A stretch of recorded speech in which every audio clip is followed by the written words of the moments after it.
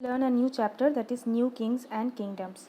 Okay, so why we're gonna learn about the new kings and kingdoms, because in this time during the 7th century there are many new kings and kingdoms who started to becoming independent, and they created new dynasties. So we are gonna learn how many dynasties are there and which have started and claim themselves as a independent areas or kings. Like, if you see this map, it has three different dynasties here. One is Rashtrakutas, which is mainly in the Maharashtra area. One is Gurjara Pratiharas, that is mainly the Gujarat, Rajasthan and Madhya Pradesh area. And another one is in the Pals or the Palas, mainly in the Bengal area.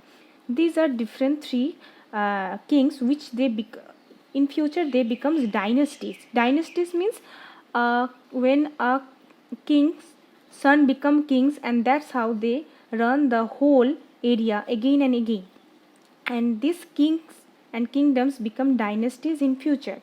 Now we will learn how the emergence of new dynasties, how they have started. First, what happened? Suppose this was a huge land under one king, but the king was not able to run this whole huge area by himself, so he divided the lands to different landlords. Suppose he divided this land to someone, this circle to someone, this circle to someone. In here there are two circles. These landlords was known as samantas. Now what happened to the samantas? When they actually follow everything that their kings said. Okay, they are the subordinates of their kings, and whatever the king said they follow. They used to bring the gifts for their kings and for the overlords. But what happened? Due time, the samantas gained some power and wealth. They were becoming rich, they were powerful, and they declared themselves as independent Mahasamanta. That means, suppose this area was given to one landlord. This landlord declared himself a king, kind of a king type of powerful landlord on this area. He will not listen anything the king will say. So he independently started to emerge a area in here.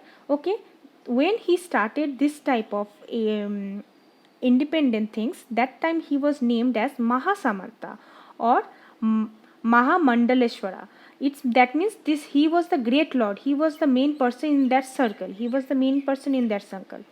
and why there are many people who change their suppose sometimes they are not kshatriyas are mainly those kshatriyas is the caste which become the kings.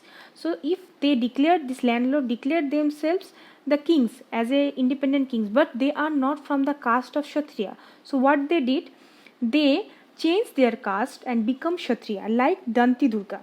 Okay, Danti Durga, he was a Rashtrakoot chief, Rashtrakoot this area. Okay, he was a Rashtrakoot chief. He was in mid 8th century. He changed his caste and become kshatriya. Why? He was actually he was a shamanta, subordinate under Chalukyas. Then he declared himself an independent king, and he, with the help of some priest, did a ritual which is named Hiranya Garbha, that means golden womb. With the help of this ritual, they said that after this ritual I gained a rebirth and I become a kshatriya, and now I can lead a whole area as a king. Okay, there are many other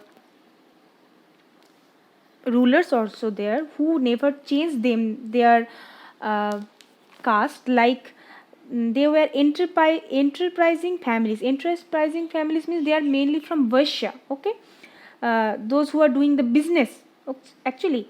So the Kadamma, Mayurashram and the Gurjara Pratihara, Harichandra, they were those kings, or they were those landlords. They haven't changed their traditions. Okay, and still they become the established, still they did the established kingdom.